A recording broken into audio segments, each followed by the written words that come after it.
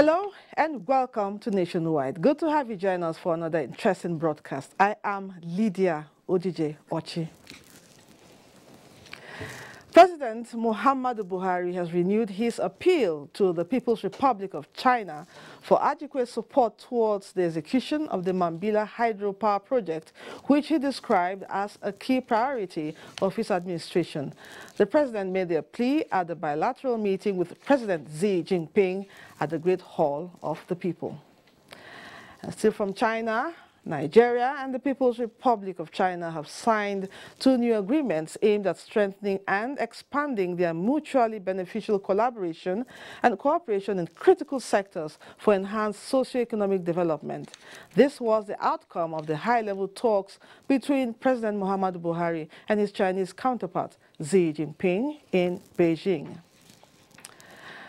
By the year 2020, China is projected to emerge as the largest economy in the world, on whom many African countries depend on for technological and infrastructural development. But what are the internal dynamics that make China the center for world attraction?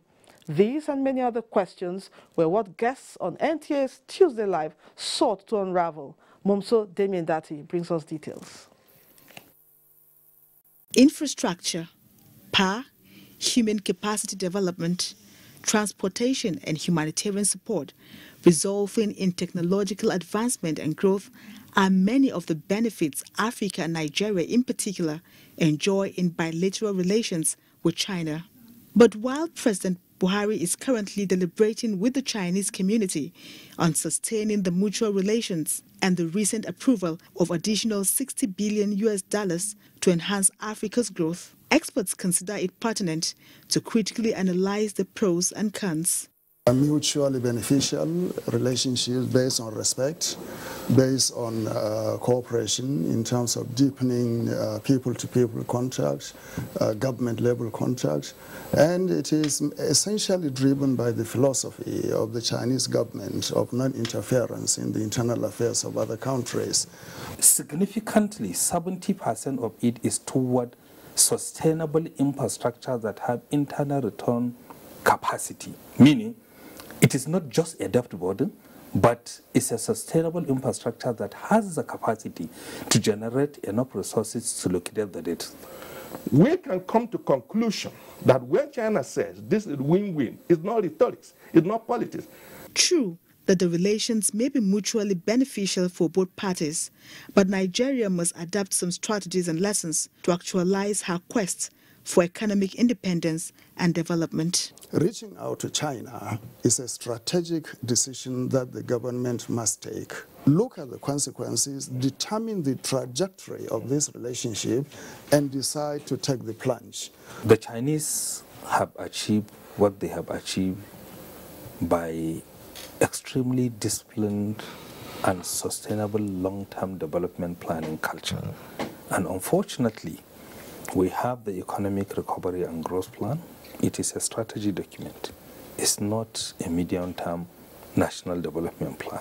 National planning, like he said, discipline, all this can only be imposed. All these things can be cultivated by a developmental, focused, credible state with integrity. Experts are emphatic on the need to tread with caution. The fact that they are not going to interfere in the politics of the partners is something that I find it difficult to believe, because there is no difference between the two. Okay. Both economic diplomacy and political diplomacy, they always go simultaneously. There is, however, an assurance from President Muhammadu Buhari that there won't be any financial indebtedness resulting from the relations. In Abuja, Momso Demiendati, NTA News. Still concerning China, the just concluded Forum on China and Africa Cooperation FOCAC and the resolutions and agreements reached between China and African nations, including Nigeria, should be seen as a win-win situation for all nations concerned. This was the consensus of guests on Good Morning Nigeria, who dismissed the idea that China's growing influence on the African continent is just another form of colonialism. Dennis Adegunloye has more. Bilateral relations between African nations and Nigeria in particular with China go back decades, and with the Asian nation now a global economic power, the gains of the agreements reached at the Forum on China and Africa Cooperation, FOCAC, according to the guests, far outweigh the perceived negatives. This is in view of the $60 billion that the Chinese government will make available to African countries for developmental purposes. Quite a lot is going on across Africa, especially in rail, roads, and power and other infrastructure that is being funded through this. And the most important aspect is that it's also linked to the National Economic Recovery and Growth Plan. You know, Nigeria is the country concerned that identifies the project and then engages the Chinese. We are thinking in terms of what will be beneficial. So the relationship they are trying to establish is that is based on exploitation of the Africans, but that will also contribute to the development of Africa. The guests also allayed fears of possible debt traps that African nations may fall into.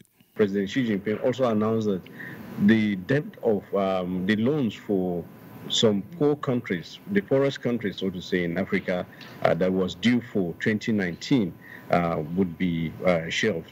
I don't think we really should be worried because the new $60 billion that the Chinese government has pledged, you know, maybe in the end it will represent less than 3% of the global debt stock. The key issue of trust between Nigeria and China, the guests believe, must be sustained so that the untapped resource base that is Africa is effectively harnessed. Even now happens to be a very good time for us because they tend to have a lot of trust, you know, for our president, particularly because they see him as somebody that is very honest, he has integrity. They also emphasize that African leaders have the task of ensuring that the partnership succeeds and benefits are felt by the masses. Dennis Adigunloye, NTA News. The Minister of Mines and Steel Development, Abubakar Bawa Buhari, is confident that Nigeria's effort at becoming self-sufficient in steel production is possible.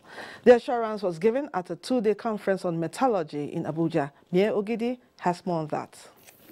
Participants at the conference decried the huge amount of money spent on importing steel by manufacturers, hence the need to look inwards. To increase the gross domestic product and create job opportunities, to also engender the acquisition of technical skills leading to technology transfer to Nigerians. To reposition the industry, the participants are unanimous that government policies must be reviewed, loans from banks to assist local steel factories, as well as patronizing infant industries. They need to encourage players in this industry by way of incentives, through creation of special funding, the lowest cost, e.g. interest rates, for less than 5% will invariably boost investment in this sector. In collaboration with all relevant government agencies, building confidence on private metallurgical plants operators in the country, especially on areas where government could be of assistance in finding solutions to their challenges. The 2 days conference is expected to come up with an action plan for the metallurgical industry in Nigeria. Mie Ogidi, NTA News. And now to political matters. The resolution by All Progressives Congress National Executive Committee meeting held last week has recommended direct primary election for its presidential aspirants and made both direct and indirect primary optimal for all other positions.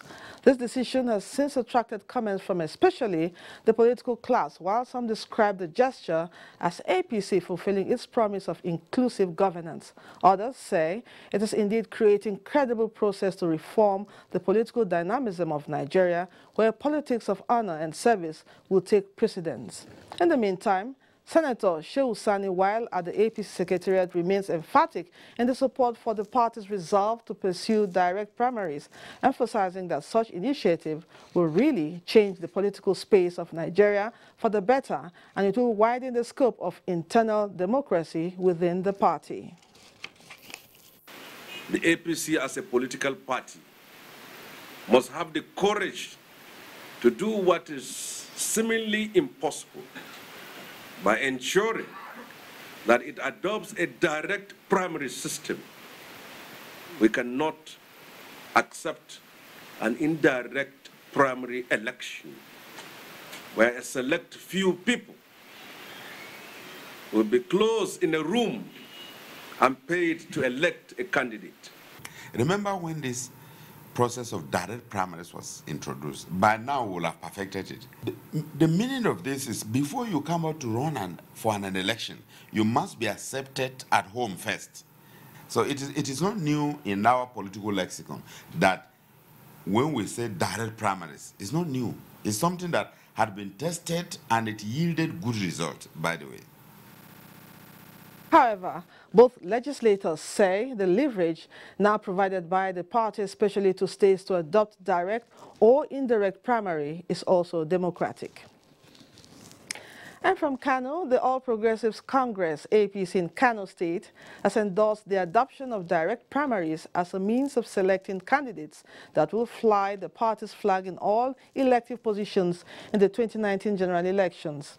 A statement signed by the state chairman of the party, Abdullahi Abbas Sani, indicates that the decision was unanimously endorsed by the state governor, Abdullahi Umar Ganduje, senators, members of the House of Representatives, as well as other members of the party.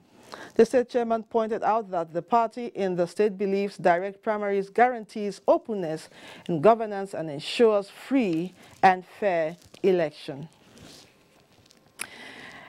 Still on politics, APC stakeholders in Sokoto State have unanimously endorsed President Muhammadu Buhari as the party's presidential candidate in the 2019 general election. They made the decision at the party's stakeholders meeting held in Sokoto. Mohammed Nasir reports. The meeting drew APC stalwarts from the 23 local government areas of Sokoto State. It was convened to discuss vital issues aimed at ensuring success of the party at all levels. State Deputy Governor, who presided over the meeting, reminded them on the need to strengthen unity of members. The meeting continued under closed doors, after which the Deputy Governor briefed newsmen. The APC in Sokoto State endorse the re-election of General Muhammadu Buhari come 2019. The meeting also passed a vote of confidence on the national chairman of APC, Adams Oshimole, National Executive Council of the party, and state leader Aliu Magatakarda Wamoko. At the same time, Sokoto APC adopt indirect and the consensus as a method and the process to select aspirant in the 2019 general election. State APC chairman Isa Sadiq Achida expressed gratitude for the support the party enjoys from all. He assured of justice to all members. APC gubernatorial aspirant Farouk Malemiabu expressed confidence that the party will do justice to all. In Sokoto, Muhammad Nasir, NTA News. Meanwhile, former Senate President David Mark has enjoined Nigerians to always imbibe the rules of the game, especially in the forthcoming general election, so as to have peaceful conduct. Senator Mark, who stated this when he visited at the National Secretariat of the PDP, also called on INEC and other stakeholders in the conduct of the elections to continue the goals of having a free and fair election so as to consolidate the gains the country had in the 2015 elections.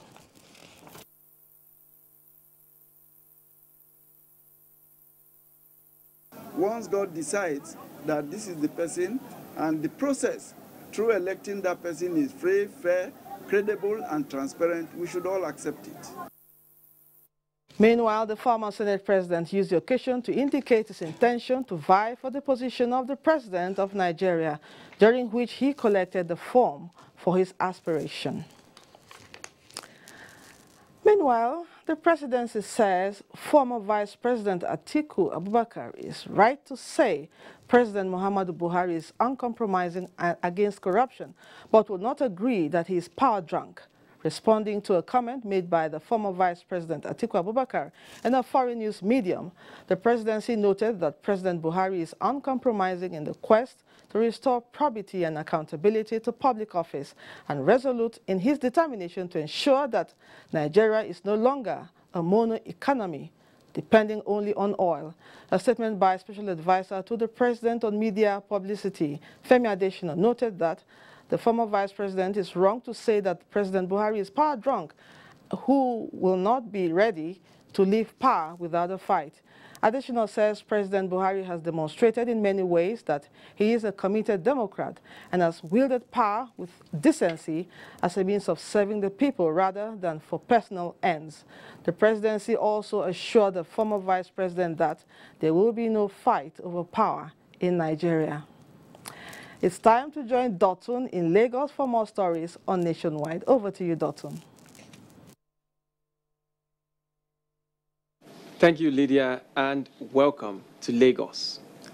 The Nigerian Union of Journalists has expressed its readiness to partner the Independent National Electoral Commission, INEC, towards ensuring free, fair, and credible elections in 2019.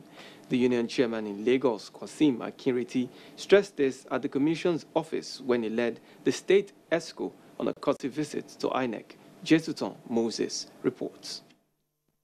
Dr. Akinriti, who led the executive members of the Lagos Council of NUJ to the INEC office, stressed that the national body of the union had directed all its state chairmen to visit resident electoral commissioners in their respective states for deliberations on possible areas of collaboration for a successful poll in 2019. The Lagos NUJ chairman said the union is willing to partner with the INEC to ensure that over 1.3 million uncollected voters' cards in the state are collected. Akinriti, who presented a copy of the media guideline for the coverage of the 2019 elections to the resident commissioner, added that the union is fully preparing its members for the polls as more trainings will be conducted ahead of the elections. We are here now to also propose some other measures on how we can work together and how people can have a sense of belonging and fulfill their civic responsibility. The Lagos State Resident Electoral Commissioner Sam Olumekun, while acknowledging the role of the media in deepening democratic process, stressed that the Commission has been working hard in training its officials ahead of the elections. The role of the media in democracy is very critical. And I must say that Nigerian journalists have lived up to their billings. They have performed their duties excellently well. In Lagos, Jesuton Moses, NTA News. Ahead of the 32nd Lagos International Trade Fair, due to commence in the first week of November, the Lagos Chamber of Commerce and Industry, LCCI, has introduced innovations aimed at adding value to the fair in line with global best practices. This was disclosed during a courtesy visit by the trade promotion team of the Chamber of Commerce to NTA Lagos Network Management. Paul Omukago has details. Trade fairs basically are test markets for new products and function as market research instruments for new companies, source of market information, and provide opportunities to assess opinions from clients to determine market potential. After 31 years, the Lagos Chamber of Commerce and Industry sees the need to introduce innovation towards nurturing trust and confidence across the supply chain. Some of the innovations are the development of online registration to ease business, introduction of markets as against wooden platform, among others. Vice President and Chairman, Trade Promotion Board, Gabriel Idaosa, stressed the need to strengthen the existing bond between the Chamber and the NTA, as well as outline plans for this year's fair. No exhibitor is allowed to bring loudspeakers into the fairgrounds, and no exhibitor is allowed to build dancing stages. Rather than having a theme every year, we now have a brand identity, which is the Lagos International Trade Fair. Connecting businesses, creating value. That is the permanent brand identity and promise of the trade fair. Zonal Director, Lagos Network Center, represented by Deputy Director News, Wilfred Ewalefo, says the NTA is interested in the scope of the fair in terms of participation and mutual benefits accruable to both parties. Substantially, we've had partnerships that haven't created much value for the NTA, speaking pragmatically. And I would believe that the marketing department, of course, will be working closely with you to see how the NTA itself can take and get some value from these partnerships. Because most times we are left with the wrong end of the stick. About 2,000 exhibitors are expected at the 2018 Lagos Fair. In Lagos, Paul Omukago, NTA News. Let's now join Obey in Benin for stories from that zone. Well, thanks for joining us in Benin.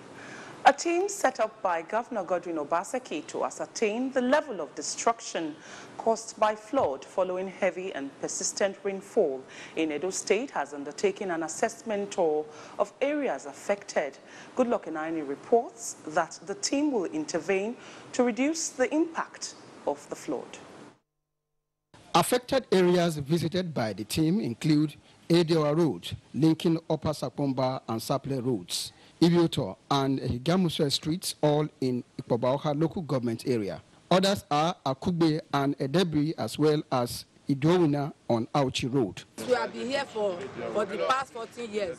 We have not experienced this type of thing before.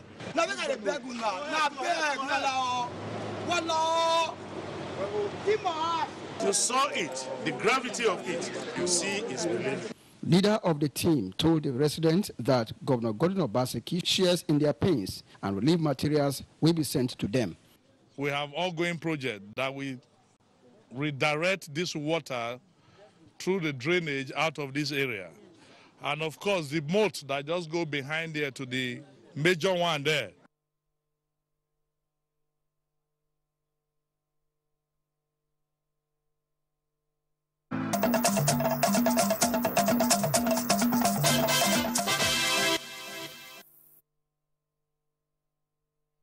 Apologies for that break in transmission. And now the news continues. The art of giving without expecting immediate reward arising from a desire to improve the living standard of the poor has been described as the vehicle for a total transformation of every human society. Ngozi Imokwede reports that this was the submission of Governor Ifeanyi Okowa at the grand finale of the initiative medical outreach held at the Stephen Keshi Stadium in Asaba. The governor, who appreciated the O5 initiative and a medical theme for their commitment and sacrifice towards the well-being of the poor and vulnerable in the society, says his administration's mantra, prosperity for all Deltans, is achievable with the cooperation of all. That 2,008 surgeries have already been done and sites have been restored. Outside the several thousands have been given glasses. I was told particularly about one, Dr. Honorede Christiana Wolo, who I'm told is an ophthalmologist, has been working with you in the course of this movement, and meanwhile she is not yet gainfully employed. Dr. Pemu, give her an instant employment. Today is the perfect day to appreciate all those who have contributed to making the dream of many people regaining their sight a reality. The O5 initiative and partners grassroots medical outreach was flagged up by the governor's wife on the 16th of April 2018 at Umunede in the Kan Northeast local government area of Delta State. In Asaba, Ngozi Mokwede, NTA News. Wife of the Ondo State Governor, Betty Anyanwu Akeredolu, has empowered 400 girls trained in Information Communications Technology, ICT. Abiola Ogumoyela has details. The BMOS Summer Boot Camp was aimed at impacting knowledge in the young girls and encourage them contribute effectively to the actualization of a better Nigeria.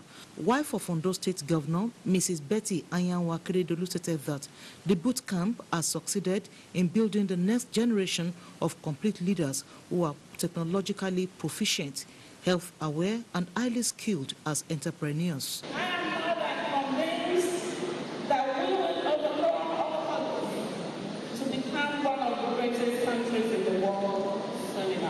Some of the beneficiaries lauded Mrs. Akeredolu for coming up with the initiative. I really want to appreciate Mrs. Betty Anyanwu Akeredolu for giving us this opportunity. We were taught solar installation, how to make solar panels, and I'm very sure that in the coming future, I will help Nigeria not to depend on electricity, but to depend on solar energy. The 2 weeks empowerment program took the participants through training in ICT, solar technology, as well as entrepreneurship skills. In Akure, Olubumi Oke, NTA News. That's it from Benin. Let's now join Lydia in Abuja for the rest of nationwide news. Many thanks, Obehi. The news continues. Secretary to the government of the Federation, Boss Mustafa, has stressed the need to engage the traditional institution and opinion leaders to checkmate the prevalent drug abuse among Nigerian youths in the country. He stated this when the Northern Traditional Rulers Council Subcommittee on Drug Abuse paid him a courtesy visit to intimate the federal government on the progress in the region. Boss Mustafa also charged the council to engage in advocacy drive in churches, mosques and town hall meetings on the dangers of illicit drugs and its effects on Nigerian youths, as well as rehabilitation of those already into drugs. And I believe with the intervention of our royal fathers, probably we will begin to address this menace, this evil that has come over our nation and over the northern part of Nigeria. On our own, we know that we cannot achieve anything unless we partner with government like we have always wanted to do. Earlier, the chairman of the council who led the delegation, Jacob Buba Gyang, noted that there is need for close collaboration of all key players to tackle the issue of drug abuse by youths nationwide. And now to the environment. A heavy downpour has resulted in a devastating flood that claimed 7 lives in Ringem, local government area of Jigawa State. Ibrahim Sani has the situation report.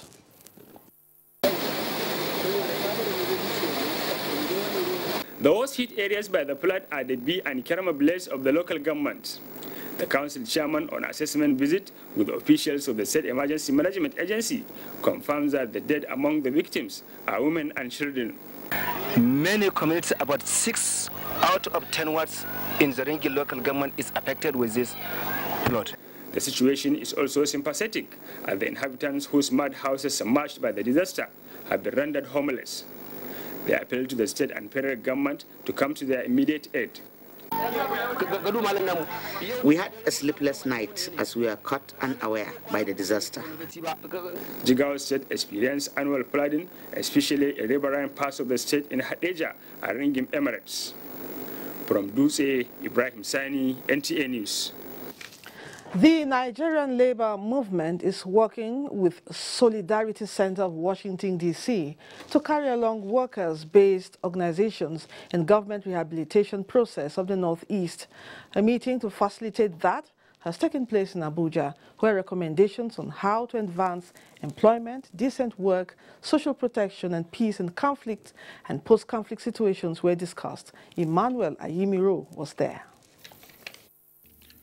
Schools and health facilities, including personnel in them, were worst hit by the insurgency. That experience has led to the development of strategies to avoid similar situations. Part of the recommendations by the Solidarity Center, which undertook a 3-year study, is to ensure the root and remote cause of insurgency are not only defeated but uprooted. Education and workers' welfare are suggested to be given priority by the government. Prompt payment of salaries to enable families to meet their needs, and transparency in resources allocation for rehabilitation projects in the region are also top of recommendation.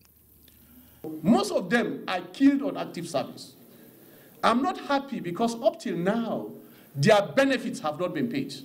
We're here to really promote both the norms and standards of the international community and also the incredibly good work of unions and workers in the Northeast. Collaboration between the labor movement in Nigeria and Solidarity Center towards achieving a lasting peace in the Northeast zone using global best practices began in 2016. Emmanuel Ayimiro, NTA News. Mohammed in Maiduguri has our next set of stories on Nationwide. Mohammed, you're on. Thank you, Lydia, and welcome to Maiduguri. Security challenges in the northeast was the factor APC critical stakeholders in Borno considered in adopting indirect primaries into elective positions. The meeting, which was held at the APC State Secretariat, unanimously agreed that the fragile peace which has returned to Borno State may not likely be conducive to direct primaries. Awakar Mohamed Musa completes the report. In attendance were all APC stakeholders, with the State Deputy Governor Usman Mumandrukwa representing Governor Kashim Shatima, APC State Chairman Ali Bukar Dalori, Party Secretary Bello Ayuba, party officials at local government and ward levels. All national and state assembly members, top government officials, and former political office holders, including party supporters, took part in the emergency meeting. Convener of the meeting, State APC Chairman Ali Bukar Dalori, while reading out the outcome of the INEC agreement on primary, said Borno has unanimously adopted the option of indirect primary. The motion for adopting of indirect primaries was moved by Senator Alin Dume and seconded by Member House of Representatives Dr. Asabe Bilita Bashir and many others. The critical stakeholders of Borno State have unanimously agreed that it is better, because of our popularity, to adopt the indirect primary system. APC stakeholders who spoke to NTA News expressed acceptance of indirect primary option and gave an assurance of their continued support to APC across the board. In Maiduguri, Abubakar Mohammed Musa, NTA News. In response to about 1,068 cases of acute diarrhea reported in 10 local government areas of Borno State, the state government, in collaboration with development partners, has taken steps to curtail the spread of the disease and also offered health services to cure the existing cases. Jadwajan Jassini reports. Communities in many local government areas of Borno State at this time of the year go through health challenges, especially vomiting and diarrhea, with some cases leading to death of victims. Borno State Health Commissioner Dr. Haruna Michelia, however, said not all cases of vomiting and diarrhea are confirmed cases of cholera, which is widely feared and deadly. He maintained that out of the over 10,000 cases of vomiting and diarrhea recorded in some areas, 3 deaths occurred but have not been yet confirmed to be cholera related. So far, we've not had a positive cultured sample from all these cases that we've been experiencing recently. Like I told you, out of 100 cases of acute watery diarrhea that you will find coming to the hospital, hardly will you have 1 or 2 that will be cholera. He disclosed that Borno State government, in collaboration with development partners, has taken proactive measures by establishing rapid response teams at local government areas and state levels. This is in addition to active cases surveillance teams supported by health educators and personnel engaged in water, sanitation, and hygiene services. Borno State government, he pointed out, had expressed worry over the attitude of residents who still defecate in the open, which spread harmful bacteria and germs, causing cholera, and called for proper toilet manner, hygiene and sanitation, as well as seeking prompt health care at designated centers. Residents have also been enjoined to report cases of vomiting and diarrhea immediately to healthcare providers through dedicated phone numbers for quick response. In Maiduguri, Jadwa John Jesni, NTA News. In an effort to offer psychosocial support program to children affected by insurgency, a group of non-governmental organizations in Borno State has established a temporary learning center in Maiduguri at Moduganari Riverside area. Jesse Tafida reports. The program by the NGOs was designed to protect children affected by the insurgency through rendering psychosocial and trauma support, case management, and community education, hence the establishment of temporary learning centers at some locations within Maiduguri. Executive Director, Street Child Nigeria Education, Becky Ryan, stressed the need for community leaders to make good use of the structure to enable the children acquire quality education. She said the NGO also supports training on business and entrepreneurship skills, where beneficiaries are given 25,000 naira as capital to begin businesses of their choice. Executive Director, Gender Equality, Peace and Development Center, Professor Patricia Ndoli, said the program has enrolled about 1,500 pupils in 3 different campuses, stressing that parents should endeavor to support their children benefit from the gesture. Borno State Agency for Mass Literacy assured to support the program with teaching materials and deployment of teachers to the learning centers. In Maiduguri, Jesse Tafida, NTA News. Time now to join Onome in Enugu for the continuation of Nationwide. Good to see you, Onome. Amen.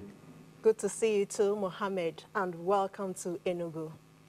Enugu State Governor Ifeanyi Ugwuanyi has reiterated the commitment of the state government to promptly release the state counterpart fund towards the realization of Nigerian erosion and watershed management projects in the state.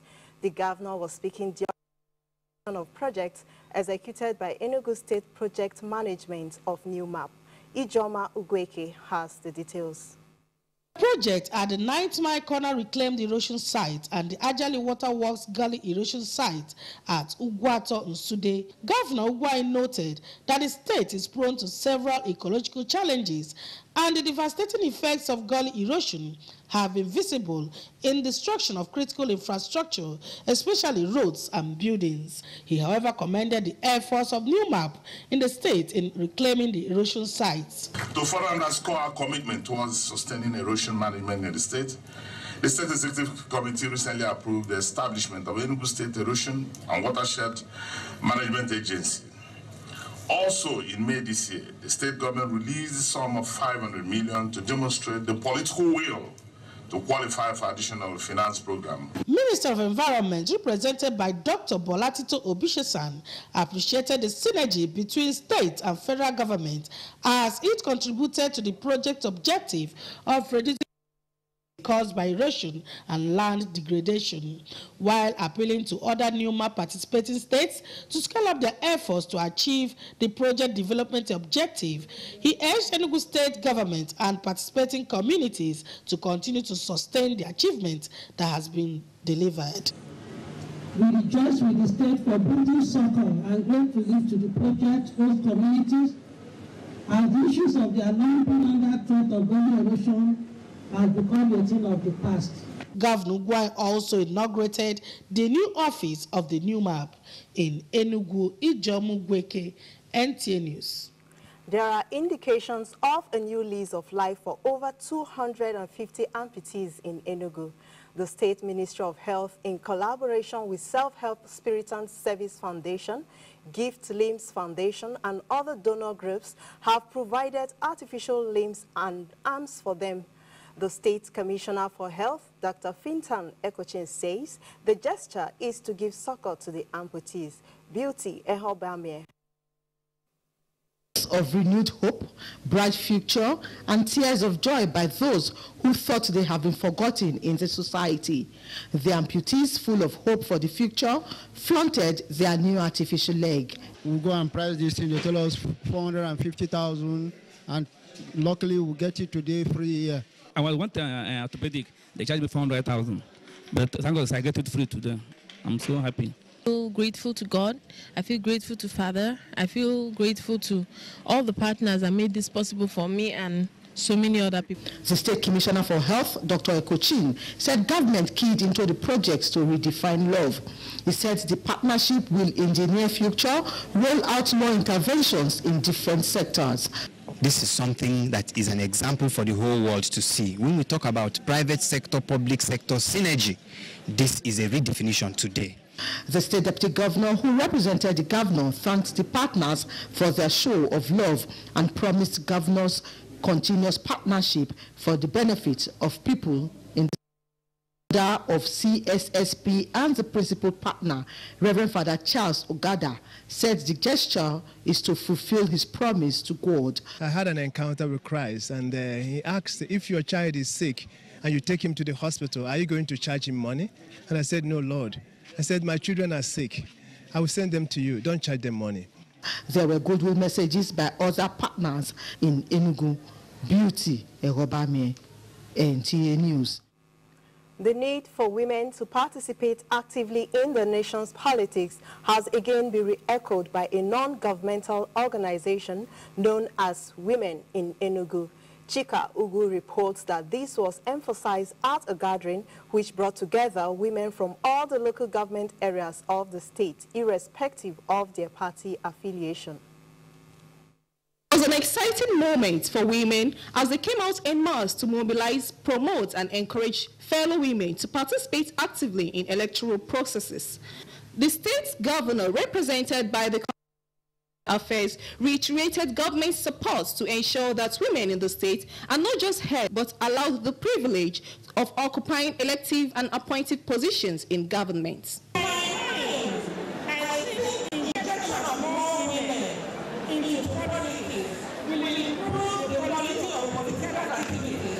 The guest speaker in a paper titled Nigerian Women in Politics, The Way Forward, enumerated some remarkable efforts of women in the country's political structure and expressed hope that women will henceforth re-strategize to compete with their male counterparts to ensure equity in the nation's politics. Women must show interest in all political processes, from registration, campaigning for and voting for credible women, and gender-sensitive men. The state coordinator, Women for Women, Mrs. Chesu Aniwagwa, described the gathering as a giant move to further fight for 35% affirmative action. There were goodwill messages from state chapters, women organizations such as Nigerian Women Journalists, among others. The women promised to support credible women who wish to contest elective positions, irrespective of political affiliation, holding on to the slogan, Women for Women, Stronger Together. In Enugu, Chika Ubu, NTA News. That's our contribution from Enugu. Nationwide continues after this break.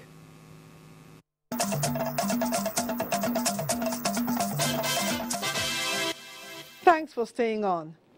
The Nigeria police has paraded the alleged informant who gave the false information that led to the raiding of the residence of former Federal Commissioner of Information Chief Edwin Clark.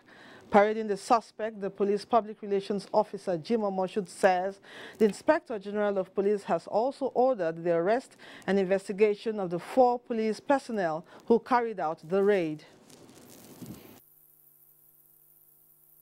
Police, therefore, for us to know, as the statutory right as enshrined in the Police Act and Regulation, to execute a duly obtained search warrant in any premises where it has actionable intelligence. Or go further to say that any officer who is to carry out the execution of such warrant must follow the laid-down procedures within the law. Where such is not followed, such an officer must be made to face the consequences of violating the rule of law. So it was a white seal to enter. And when you enter, I said, this seal that is entering here is ammunition. I said, what ammunition? Me, as an indigenous of FCT, hearing this thing, while we are here in this FCT here, we are peace-loving people, I can't take that. Public Relations Officer says the police force did not order the raid on Chief Clark's residence and has sent a delegation to apologize to the former Federal Commissioner.